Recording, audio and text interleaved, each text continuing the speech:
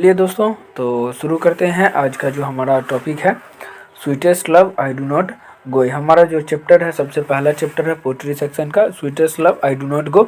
जब भी हम लोग समरी लिखते हैं तो उसमें ध्यान रखना है ये कि जब भी आप जो भी चैप्टर का समरी लिखते हैं उसका जो कंपोजिशन है, तैयार किया गया है, मतलब कि वो किसके द्वारा जो लिखा गया है, ये लिखना सबसे ज़्यादा ज़रूरी है। उसके बाद उस पोएम का कुछ 2-4 लाइन, मतलब कि जो उसके बारे में अच्छा हो, जो लगे कि हाँ आपको क्या क्या गुण है, वो सब चीज़ ही समरी में लिखा जाता है। और उसमें आप सबसे पहले ध्यान रखिएगा कि जब भी आप लिखते हैं समरी, तो उस चैप्टर के साथ साथ आप उसका सबसे पहली लाइन में उसका कंपोज कौन किसने किया, कौन सा उसका राइटर है, कौन सा पोएट है, ये चीज़ लिखना ज़रूर ध्यान दीजिएगा। तो चलिए साथियों, हम लोग शुरू करते हैं कि हम लोग किस तरह से sweetest love I do not go का समरी लिखेंगे। देखिए, ध्यान रहे, sweetest love I do not go has been composed by John Donne. मतलब इसमें भी बता दिया गया है कि किस तरह से हम लोग लिखेंगे। तो sweetest love I do not go का जो रचना है वो किसने किया है, तो जॉन डन ने किया है। उसके बाद देखिए लिखा हुआ है, it is a very beautiful and wonderful poem. ये जो कविता है वो बहुत ही सुंदर और बहुत ही आश्चर्यजनक कविता है। In this poem the poet tells about his love.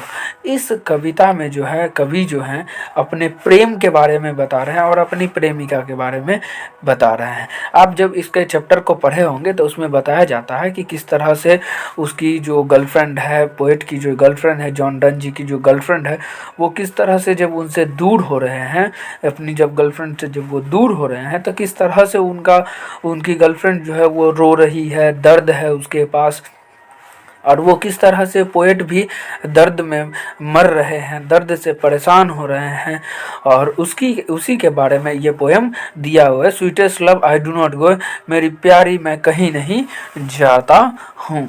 तो चलिए साथियों, उस तरह से हम लोग ये लिख लेंगे। और उसके बाद हम लोग क्या लिखेंगे, here the poet says that the person who loves anybody can not bear the sense of separation. वो कहते हैं, कवि कहते हैं कि जो भी व्यक्ति जब किसी से प्रेम करता है, जब भी कभी किसी से प्रेम करता है, तो वो जो है वो सेपरेशन का जो सेंस होता है, सेपरेशन मतलब होता है बिछड़ना, अलग, दूर होना। तो जब भी कोई व्यक्ति किसी से प्रेम करता है तो वो उससे दूर नहीं हो पाता है, ये कह रहे हैं कवि। जैसे आपको भी मान लीजिए, आप भी कभी कभी प्यार किए होंगे, या फिर आपको भी कभी किसी चीज़ से प्रेम हो गया हो, तो आप जब उससे दूर होते हैं तो क्या होता है कि आपको एक अलग तरह का फीलिंग्स आता है, आपके बॉडी के अंदर एक अलग तरह का जो ऊर्जा आता है, अलग तरह का जो दर्द होता है, उसी दर्द को बयां कर रहे हैं हमारे ये पोएट जी। और पोएट जी का नाम क्या है, तो जॉन डन। ये जो चैप्टर है sweetest love I do not गो, उनके पोएट जी का नाम क्या है, जॉन डन। और वो आगे कहते हैं क्या, A man has power to do anything when he loves someone। एक आदमी के पास, ये कोई भी आदमी है, उसके पास ऐसा ताकत होता है कि जब वो किसी भी से प्रेम करता है तो वो कुछ भी कर सकता है। It can make the journey speedier than anything। वो जो है किसी भी चीज़ के तुलना में उसका जो गति है, वो गति जो होना चाहिए उस वास्तविक गति से कहीं ज़्यादा तेज गति होता है। और वो कहते हैं, he knows that he will die one day because death is sure but he wants to be happy। वो कहते हैं, कभी कहते हैं, जॉन डन कहते हैं पोएट जी, कि हम सभी लोगों को पता है कि मौत हमारा निश्चित है, मृत्यु सभी लोगों के लिए निश्चित है। लेकिन वो ये बता रहे हैं कि मृत्यु निश्चित है तो है, कोई बात नहीं है, मृत्यु सभी के लिए निश्चित है, लेकिन हम सभी लोग को क्या करना चाहिए, खुश रहना चाहिए। वो कहते हैं कि मृत्यु निश्चित है लेकिन फिर भी वो खुश रहना चाहते हैं।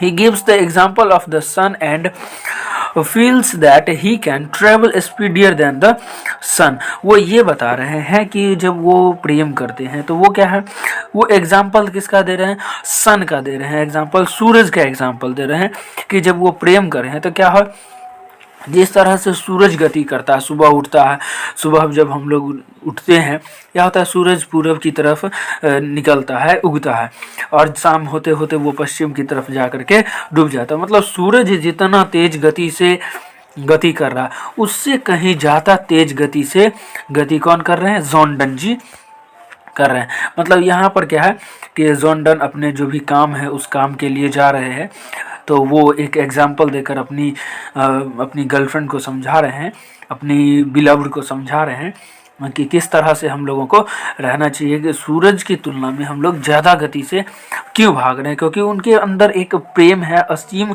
ऊर्जा है उनके अंदर। और वो कहते हैं the poet knows that sun has neither desire nor sense but he has everything.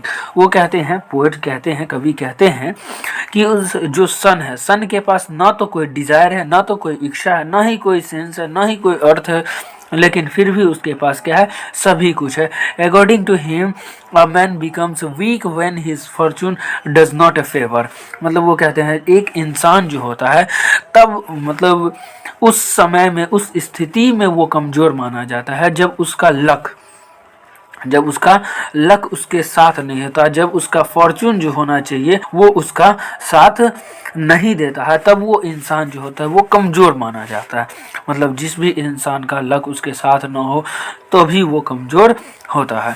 फिर कहते हैं क्या, ही says that he can feel beloved saying and weeping.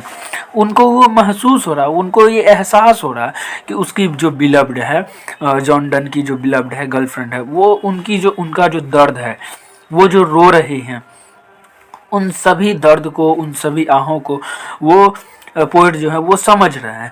फिर कहते हैं he compares himself to the sun and the wind expresses his feelings. वो अपना तुलना जो है किससे कर रहे हैं, सन से कर रहे हैं और विंड से कर रहे हैं। वो कहते हैं जिस तरह से सन और विंड जो होता है वो अपना फीलिंग्स को एक्सप्रेस करता है, ठीक उसी तरह से हम भी उसको देख करके अपना फीलिंग्स को शेयर कर रहे हैं। फिर वो कहते हैं he says that life blood begins to decay if she shed tears। वो अगर रोती है तो हमारा अंदर जो ऊर्जा है वो क्या होता है, धीरे धीरे उनका ह्रास होता है।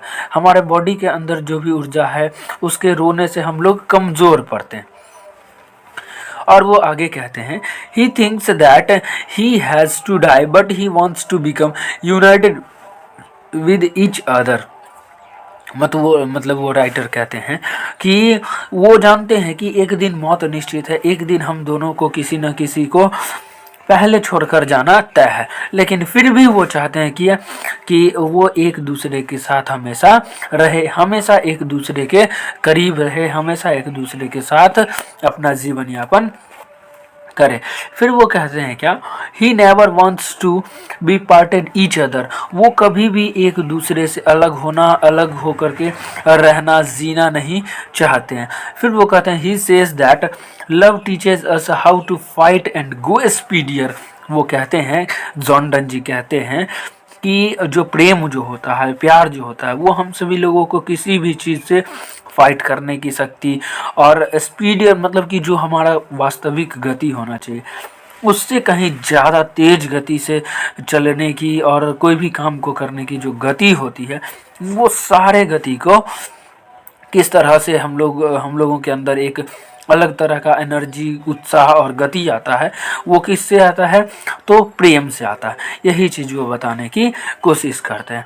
और अंत में साथियों कहते हैं here the poet uses hyperboles to show his great emotion.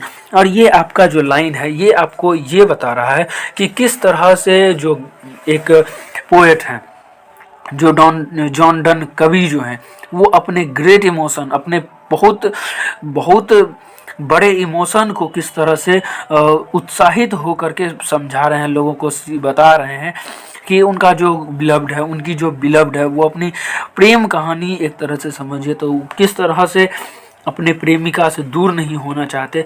ये सारी कहानी को एक पोएम के माध्यम से, एक कविता के माध्यम से दिखाने की कोशिश कर रहे हैं। दोस्तों, तो ये था हमारा आज का sweetest love I do not go का समरी। और फिर मिलते हैं हम लोग दोस्तों नेक्स्ट समरी में, जिसका नाम है सॉन्ग ऑफ माई सेल्फ।